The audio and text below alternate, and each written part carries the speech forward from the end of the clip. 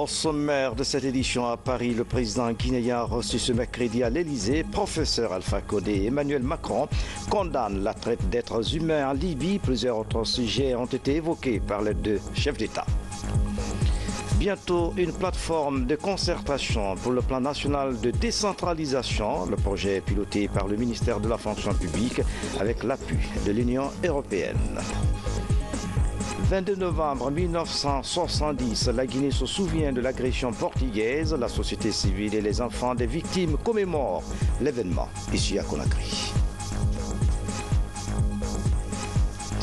Mesdames et messieurs, bonsoir. Merci de l'attention et bienvenue dans cette édition. En séjour de travail à Paris, le président de la République a été reçu ce matin à l'Élysée. Professeur Alpha Condé et Emmanuel Macron ont discuté de plusieurs questions liées notamment au renforcement de la coopération entre Paris et Conakry, mais également des sujets comme la traite d'êtres humains en Libye. Voici le compte-rendu signé de Sanassi Keïta. Envoyez. Le palais de l'Élysée. Le président de la République de Guinée, présidente en exercice de l'Union africaine, arrive ce mercredi 22 novembre 2017. Professeur Alpha Condé est reçu par le président de la République française. Emmanuel Macron et professeur Alpha Condé échangent sur plusieurs questions d'intérêt commun entre la Guinée et la France, mais également quelques sujets brûlants du moment, comme le trafic d'êtres humains en Libye, la situation politique au Togo et au Zimbabwe, ainsi que le climat et la sécurité. Je me réjouis d'avoir accueilli ce jour à l'Élysée le président Alpha Condé, mon ami Alpha, qui, depuis un peu plus de 6 mois que j'ai pris ses responsabilités, est pour moi un partenaire privilégié et un interlocuteur très précieux pour les sujets africains. Le président Condé, en effet, est bien entendu le président de la Guinée. Nous avons évoqué les relations bilatérales entre nos deux pays, mais il est aussi le président en exercice de l'Union africaine et chacun le sait, à cet égard, un acteur majeur du continent africain. Et je tenais à ce que nous puissions échanger, comme nous venons de le faire, avant de me rendre en Afrique et avant notre sommet Union africaine-Union européenne. Nous avons donc bien évidemment évoqué le déplacement à venir et ce sommet auquel nous participerons. C'est un sommet qui sera, à mes yeux, important, car il sera consacré à la jeunesse. Et nous savons combien les attentes sont grandes, mais aussi combien un discours pragmatique, d'équilibre et de concret est attendu. Et c'est bien celui-ci que je souhaite tenir, avec aussi des actions concrètes qui, je le souhaite, jalonneront les prochaines années pour ce qui est de l'intervention sur les différents secteurs que nous avons évoqués de la France, mais surtout de l'Union européenne. C'est un sommet qui sera également important car il permettra de poser les bases d'un partenariat renouvelé entre nos deux continents et nos deux organisations. Et je sais combien, Monsieur le Président, cher Alpha, vous y êtes attaché. Nous avons évoqué également les différentes crises qui sont à l'agenda de l'Union africaine et sur lesquelles le président Condé ne ménage pas ses efforts. Le Togo, le Mali, la Centrafrique, la République démocratique du Congo, mais aussi la Libye, car la voix de l'Union africaine compte et je souhaite que, dans le cadre du travail qui est conduit par le représentant spécial du secrétaire général des Nations Unies, l'Union africaine puisse pleinement porter sa voix et participer à l'indispensable travail qui est encore à conduire. On ne peut plus aujourd'hui couper le continent en deux comme s'il y avait deux Afriques. Il y a un continent et il y a aujourd'hui une représentation légitime pour traiter de ces affaires. Nous avons bien évidemment évoqué les relations bilatérales entre la France et la Guinée, qui sont anciennes, étroites, et je me réjouis que, justement, il y ait eu un véritable succès la semaine dernière à Paris de la réunion des partenaires internationaux de la Guinée, en soutien au plan national de développement économique et social.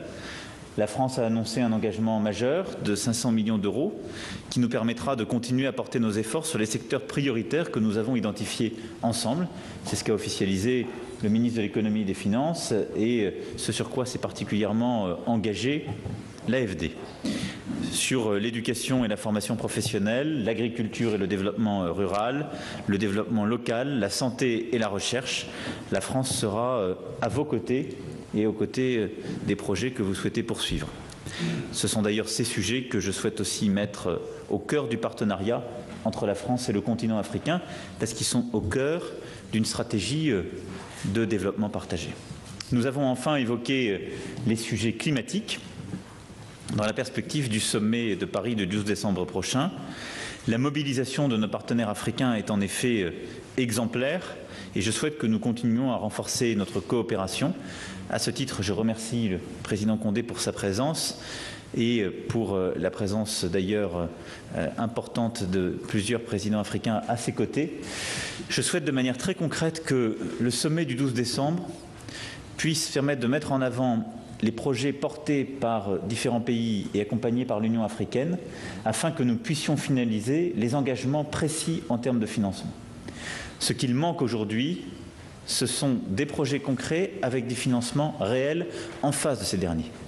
Et à cet égard, l'objectif du sommet du 12 décembre prochain n'est en aucun cas d'aboutir à une déclaration, mais bien d'obtenir une liste d'actions et des engagements financiers concrets, internationaux, publics et privés, pour justement y faire face.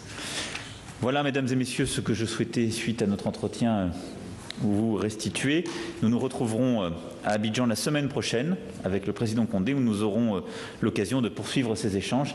Et je le remercie encore pour sa présence aujourd'hui et notre échange.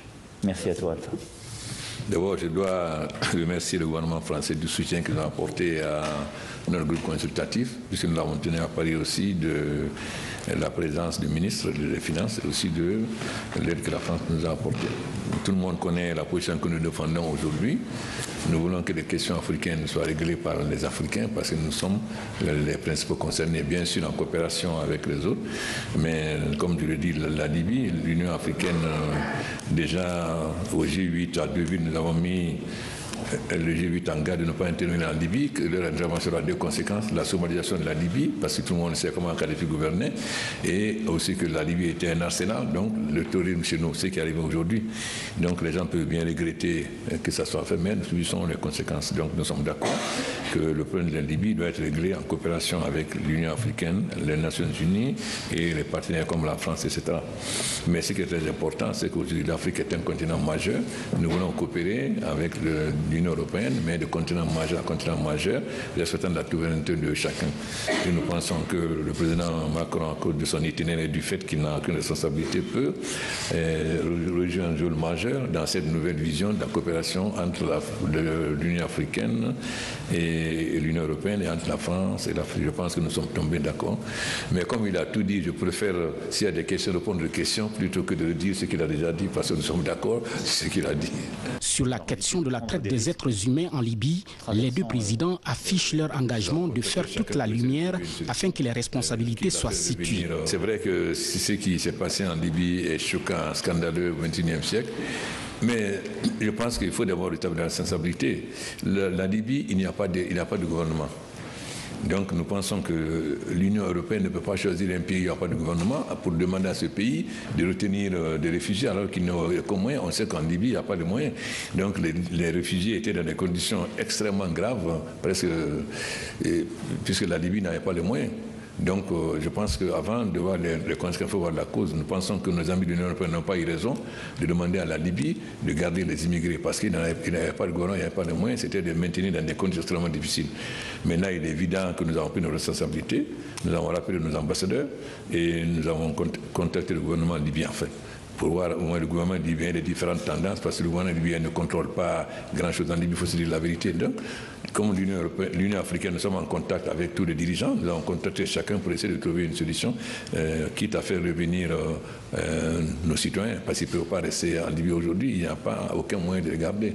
Je pense que la France a évité ce piège-là, parce qu'ils n'ont pas accompagné, ils n'ont pas demandé à la Libye de garder, la France a pris notre position, mais c'est l'Union européenne qui a cette responsabilité. Nous allons voir maintenant concrètement. C'est une situation inacceptable, pas seulement la vente, mais même dans les conditions dans lesquelles ils sont maintenus, ils sont gardés. C'est des situations totalement inhumaines. En effet, ce qui a été révélé au-delà de tout ce que nous avons pu dire et de ce que nous connaissons de la situation en Libye, relève bien de la traite des êtres humains. C'est un crime contre l'humanité, c'est une des formes de trafic aussi aujourd'hui les plus rentables et qui nourrit les délinquances les plus graves et pour partie des réseaux terroristes. Et cette traite des êtres humains, elle génère plus de 30 milliards d'euros par an, elle touche malheureusement plus de 2,5 millions de personnes et 80% de ces victimes sont des femmes et des enfants. Donc la dénonciation par la France a été immédiate, elle est sans appel. L'action que nous souhaitons conduire à cet égard est multiple. D'abord, la France prend aujourd'hui l'initiative d'organiser une démarche au sein du Conseil de sécurité sur la situation des migrants en Libye.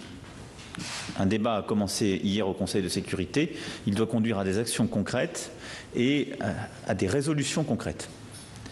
À ce titre, je souhaite que nous puissions aller beaucoup plus loin dans la lutte contre les trafiquants qui commettent de tels crimes et coopérer avec tous les pays de la région pour démanteler ces réseaux. Cela fait plusieurs mois que j'en appelle à une solidarité internationale renforcée pour agir plus efficacement contre ces réseaux. Je souhaite que ces images atroces auxquelles nous avons assisté puissent conduire à les démanteler. Ensuite, nous devons adopter des sanctions contre les trafiquants qui les commettent et coopérer avec les pays de la région en ce sens. Enfin, et c'est l'initiative que la France a lancée depuis le 28 août dernier, en lien avec plusieurs États africains et l'Union africaine, il est indispensable de prévenir ces situations. Les dénoncer, les condamner sur le plan du droit international est indispensable. Lutter et tout faire pour éradiquer les trafiquants est aujourd'hui notre priorité, mais nous devons essayer de prévenir cette situation puisque la Libye est dans une transition politique. Il n'y a pas aujourd'hui de gouvernement stable. Nous œuvrons l'un et l'autre activement pour que, dans le cadre de la médiation des Nations Unies, il puisse y avoir une solution politique durable. Mais dans l'entretemps, la Libye ne peut pas soutenir une telle pression migratoire qui vient d'une bonne partie à la fois de la Corne de l'Afrique, mais aussi de la bande sahélo-saharienne. Aussi avons-nous décidé de renforcer la coopération avec plusieurs États de passage, en particulier le Tchad et le Niger, depuis le 28 août dernier, en associant plusieurs pays européens et l'Union européenne. Des moyens ont déjà été déployés et des missions ont aussi été envoyées par la France.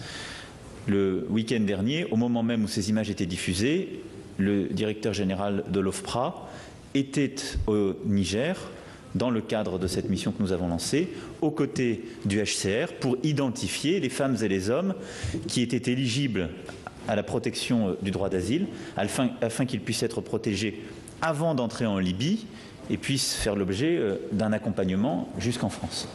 Et c'est comme cela aussi que nous pourrons vraiment résoudre cette crise totalement.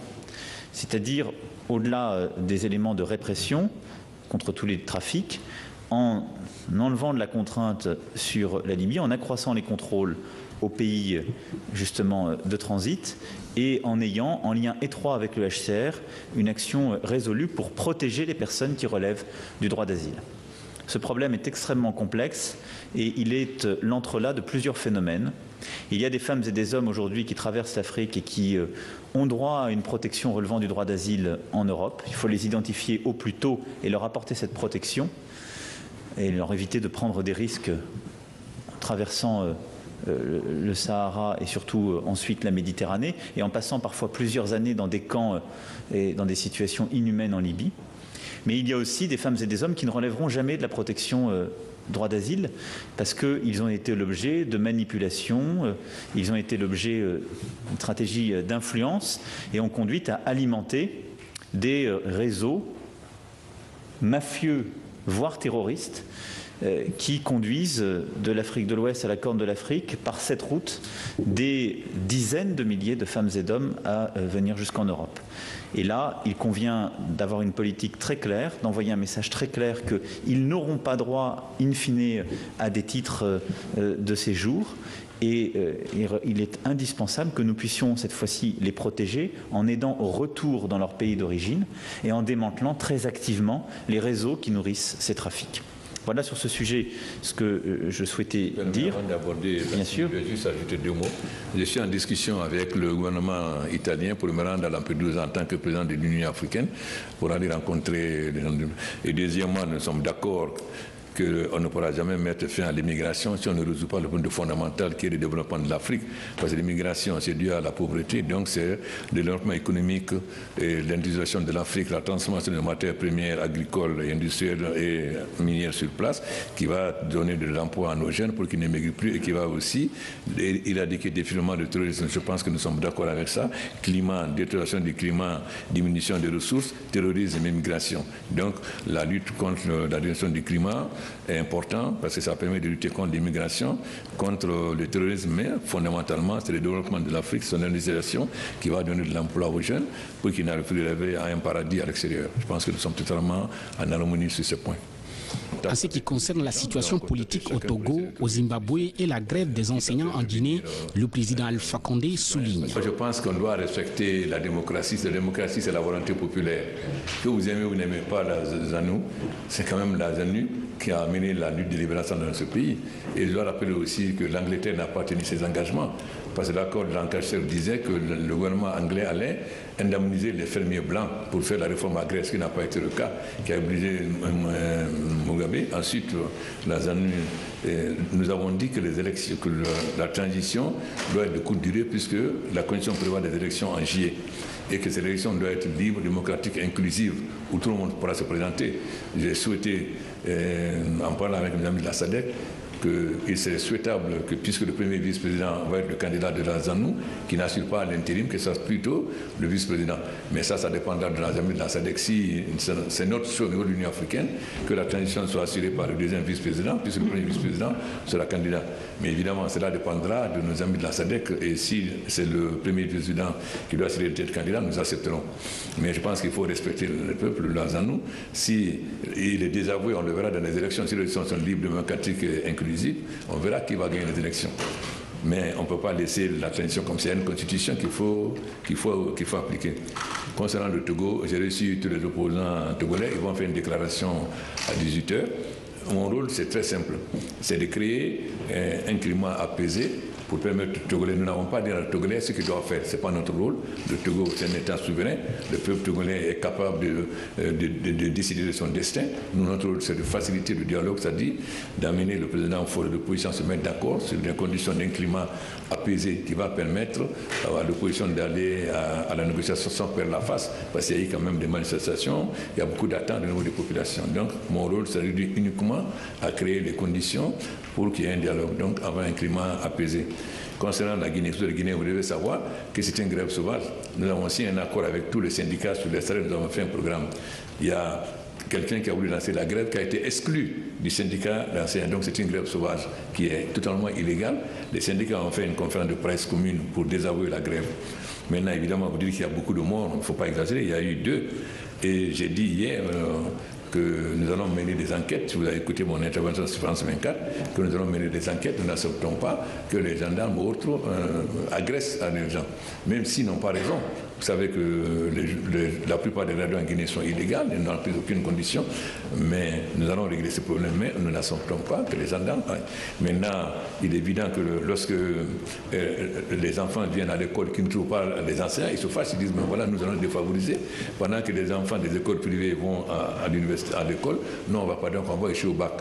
Donc c'est une grève illégale qui est désavouée par les syndicats. Je rentre demain, nous allons voir comment nous allons trouver la solution. Mais il est évident qu'on ne peut pas accepter une grève illégale. Lorsque nous sommes tombés d'accord avec les syndicats, que nous avons signé avec tous les syndicats et qu'on a défini comment les salaires vont augmenter, quelqu'un de l'autre se lève. D'abord, il ne rejoint pas son poste, il est affecté en tant que DPE, il ne rejoint pas son poste, donc il est dans l'illégalité. Vous ne pouvez pas, normalement, on devrait même supprimer son salaire. J'ai été gentil pour le moment dans son salaire parce qu'il est dans l'illégalité. Il doit rejoindre son poste.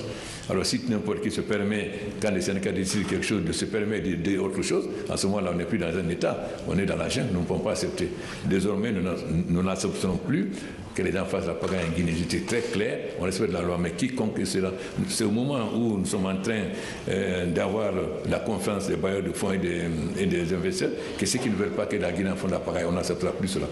Et la rigueur de la loi s'appliquera, il faut que ça soit très clair. Bonne politique. C'est sur ces notes d'espoir de voir surtout les relations d'amitié et de coopération se renforcer davantage entre la Guinée et la France que professeur Alpha Condé a quitté le palais de l'Élysée.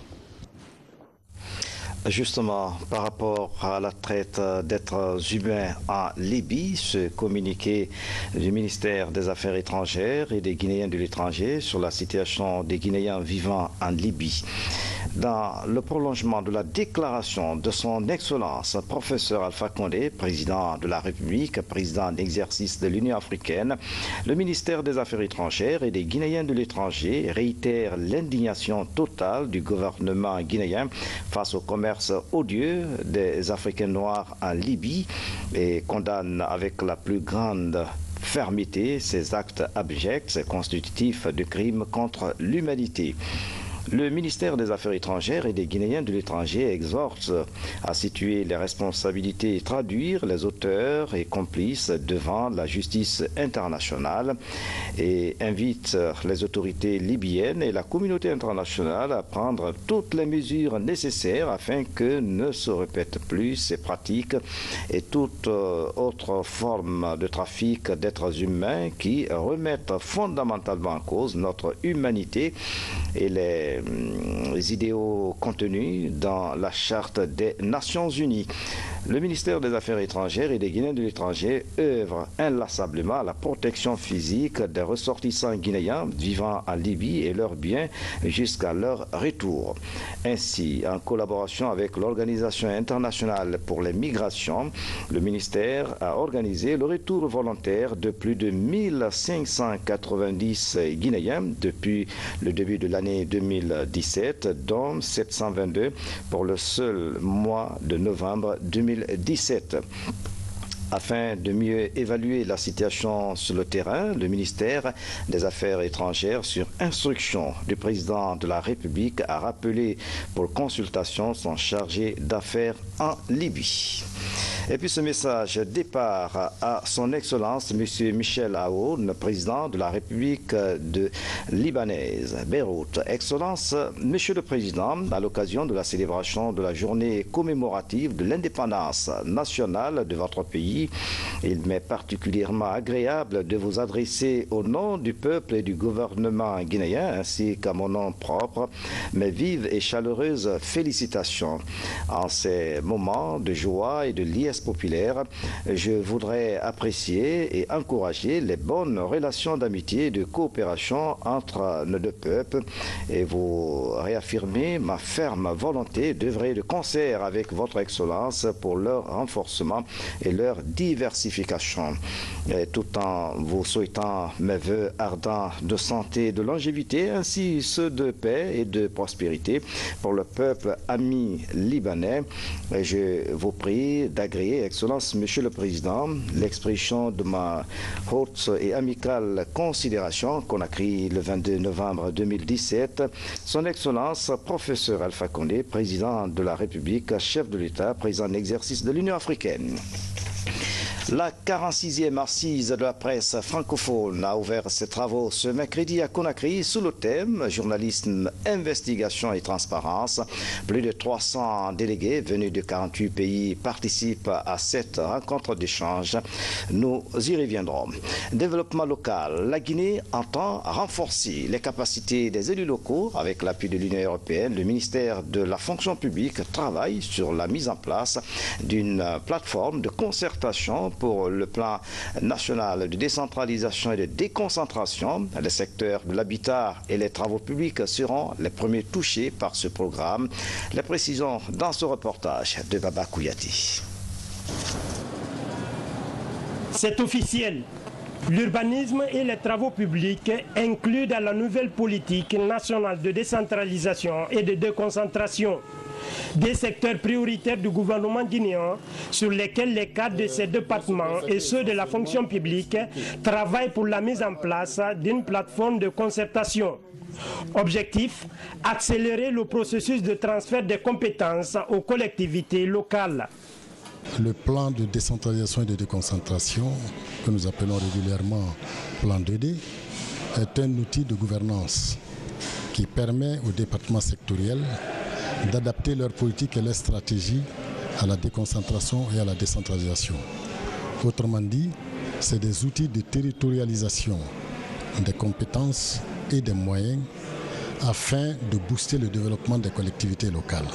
Nous avons donné à chaque secteur concerné par cette réforme une base sociale qui est une plateforme multi-acteurs impliquant les administrations centrales, déconcentrées, les collectivités locales, la société civile et le secteur privé pour animer cette réforme axée sur le plan de décentralisation et de déconcentration dans chaque secteur.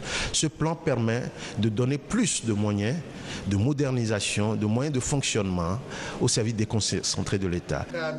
Ces assises abordent des questions essentielles comme l'élaboration et le vote d'un budget communal destiné à l'habitat et aux travaux publics, la passation des marchés de compétences communales dans les deux secteurs et l'accès des citoyens à l'information et aux textes en la matière. Il est attendu de ces travaux une contribution positive pour la refondation de l'État à travers la concrétisation du transfert de compétences aux collectivités locales et la territorialisation des politiques publiques dans le secteur de l'urbanisme et des travaux publics. Il n'est pas superflu de rappeler que la territorialisation des politiques par les ministères sectoriels est marquée de pesanteur dans la plupart des pays africains. L'État guinéen, quant à lui, a tenu à se soustraire des hésitations et de l'immobilisme en prescrivant le plan 2D dans chaque ministère sectoriel. Le plan de décentralisation et de déconcentration voulu par le gouvernement guinéen vise à responsabiliser les élus locaux dans le développement à la base. Selon les experts, ce programme va réduire l'exode rural et favoriser la lutte contre la pauvreté et le chômage des jeunes dans les collectivités locales du pays. Comment protéger les mangues contre les mouches de fruits? La question préoccupe les acteurs de la filière mangue de la sous-région. Un atelier régional vient de se tenir à Conakry à cet effet. Il s'agit d'identifier une stratégie commune pour sauver ces fruits dans l'espace Sudiao. Nabi Zakaria Bangoura. Il s'agit du bilan à mi-parcours des années 2016-2017 du projet de lutte et de contrôle des mouches des fruits. Un projet initié par la CEDEAO et financé par l'Union européenne et l'Agence française de développement pour stopper la prolifération des mouches, fruits et autres nuisibles du manguier qui déciment les plantations et compliquent le commerce de ces fruits à l'échiquier international. Nous encourageons tous les pays à maintenir la même dynamique et la même implication dans l'exécution du projet au niveau national. Nous insistons également pour que les outils de qualité développés dans le cadre de ce programme soient bien appropriés par l'ensemble des acteurs. Le secteur de la production horticole contribue énormément à l'équilibre alimentaire des millions de personnes en Afrique de l'Ouest. Face à cette situation, les membres du comité de pilotage venus des pays de la CEDEAO échangent les expériences sur la problématique des mouches des fruits qui affectent gravement la production horticole en général et particulièrement la mangue. De par les méfaits causés par ces mouches dans notre pays, Son Excellence le professeur Alpha Condé et le gouvernement qu'il dirige n'ont cessé d'appuyer nos braves producteurs et exportateurs de fruits et légumes à travers l'octroi chaque année d'importantes subventions pour l'acquisition de matériel et produits de lutte contre les mouches de fruits. Ainsi, pour la seule campagne de 2016-2017, l'État a mobilisé sur ses fonds propres près de 5 milliards de nos francs guinéens pour l'achat de produits et matériels de lutte contre les mouches au titre de cette campagne. Cette rencontre est une occasion de présentation des activités menées sous le projet. Un projet de grande envergure qui vise à lutter contre la pauvreté tout en aidant les paysans à s'épanouir dans leurs activités horticoles. 22 novembre 1970, il y a 47 ans que la Guinée a été agressée par les troupes portugaises, debout comme un seul homme. Le peuple de Guinée a mis en déroute les envahisseurs. À l'occasion de cette date anniversaire, l'ONG Plus jamais d'agression en Guinée a tenu à marquer cette date anniversaire avec l'appui des enfants, des victimes et du PDG RDA. Makeme Dunzo, reportage. Le 22 novembre 1970 est encore dans les esprits en Guinée. Ce jour, la Guinée découvre l'horreur. Elle est victime d'une agression armée d'une rare violence. Des points stratégiques de la capitale sont attaqués à l'arme lourde. Plus de 300 victimes sont dénombrées au petit matin du 23. Bien que mis en déroute, les agresseurs atteignent leur premier objectif: libérer des prisonniers portugais des mains du Parti africain pour l'indépendance de la Guinée-Bissau et des îles de Cap-Vert. Mais échouent à provoquer le chaos politique en Guinée en renversant le gouvernement. L'agression était d'autant plus une vérité, une réalité, que les contradictions à l'époque entre l'impérialisme de façon générale et la révolution guinéenne étaient arrivées à un point où il fallait la force physique, où il fallait la force militaire. Ces contradictions, c'était que depuis l'indépendance jusqu'en 1970, toutes les formes de complot ont été utilisées contre la Guinée. La forme économique, la forme culturelle, on les a même conjuguées parfois. L'agression était une opération secrète, une opération clandestine, et qui donc obéissait à un certain paramètre. Et le principal paramètre, c'est le silence. C'est ne jamais avouer qu'on a participé à une telle activité. Et c'était une opération qui était menée essentiellement sous l'égide des services secrets. Et c'est ça qui rend difficile l'éclosion de la vérité, c'est ça qui permet à certains de continuer à se cacher. 47 ans après, des voix dénoncent encore la barbarie commise contre la Guinée et ses fils. Plus jamais d'agression est le slogan poussé par des enfants de victimes du 22 novembre et le Parti démocratique de Guinée, PDG-RDA. C'est cette date-là qui marque la victoire du peuple guinéen sur ces agresseurs. C'est ce jour où des Portugais sont venus s'abattre sur notre pays avec des armes à la main et tuer des centaines de morts, parmi lesquels nos parents. Donc nous ne pouvons pas passer sous silence cette date. C'est une date historique importante pour la République de Guinée. Pour ne plus que le 22 novembre 1970 tombe dans l'oubli, ce monument de fierté et de liberté est bâti dans l'enceinte du Palais du Peuple. Cet autre symbole venait ainsi conforter la décision historique d'indépendance prise le 28 septembre 1958.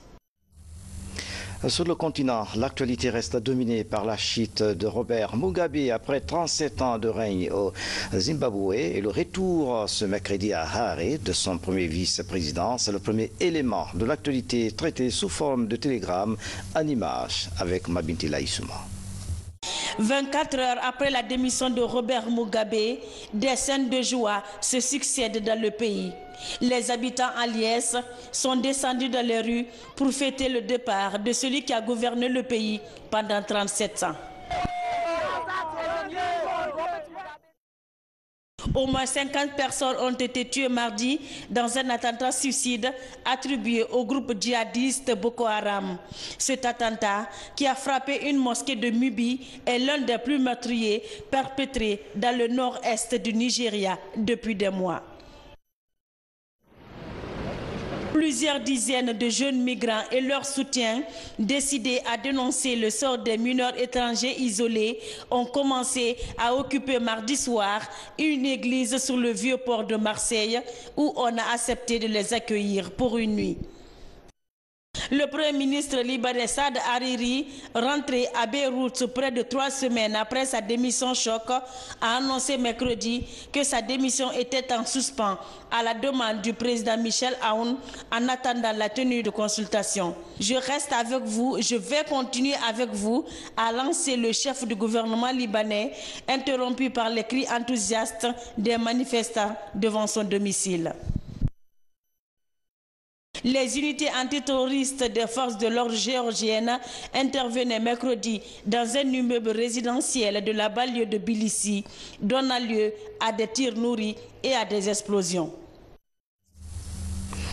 Et puis page noire, avant de refermer cette édition avec le décès de l'honorable Amadou Lelouma Diallo Alain, député de la législature de 1995 à 2002. Il est décédé dimanche à Conakry des suites d'une maladie. Sa dépouille mortelle sera exposée jeudi à partir de 11h dans la salle des congrès du Palais du Peuple à Conakry. C'est le président de l'Assemblée nationale qui donne l'information à travers un communiqué parvenu à notre rédaction. C'est la fin de cette édition. À tous, merci de nous avoir suivis. Excellente soirée, où que vous soyez dans le monde. À demain.